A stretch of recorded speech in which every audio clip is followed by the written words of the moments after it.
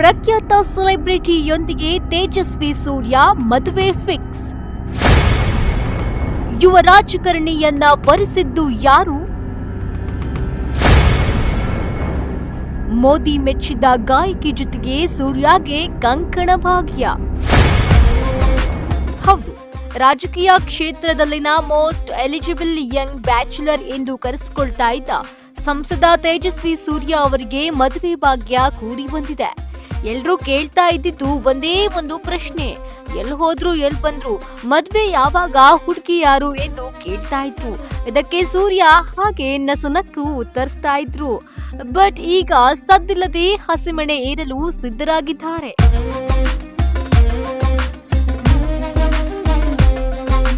ಅಂದ್ಹಾಗೆ ಚೆನ್ನೈ ಮೂಲದ ಗಾಯಕಿ, ಭರತನಾಟ್ಯ ಕಲಾವಿದೆ ಶಿವಶ್ರೀ ಸ್ಕಂದ ಪ್ರಸಾದ್ರನ್ನ ತೇಜಸ್ವಿ ಸೂರ್ಯ ವರಿಸಿದ್ದಾರೆ ಎಂದು ಬಲ್ಲ ಮೂಲಗಳಿಂದ ತಿಳಿದು ಬಂದಿದೆ.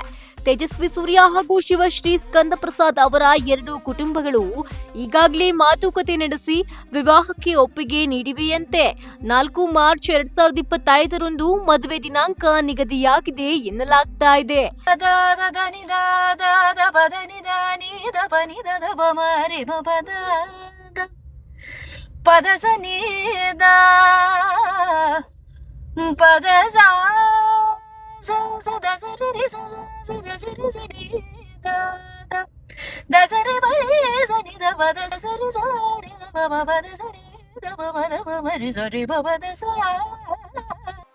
ತೇಜಸ್ವಿ ಸೂರ್ಯ ವಿವಾಹದ ಬಗ್ಗೆ ಅಧಿಕೃತ ಮಾಹಿತಿ ಬರಬೇಕಷ್ಟೇ.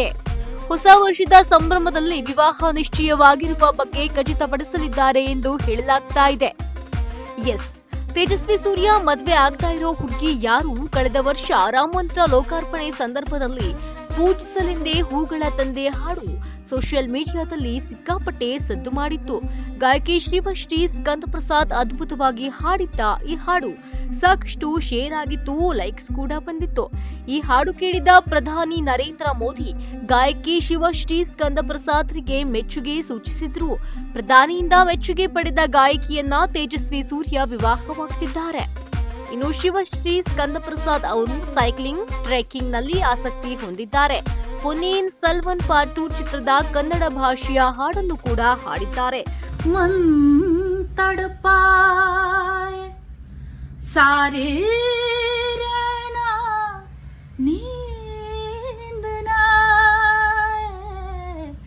ಯಾದ್ ತಿಹಾರಿ ಮುರ ಮನ್ ತಡಪಾಯ. ಸೋಷಿಯಲ್ ಮೀಡಿಯಾದಲ್ಲಿ 2 ಲಕ್ಷಕ್ಕೂ ಹೆಚ್ಚು ಫಾಲೋವರ್ಸ್ ಇದ್ದಾರೆ.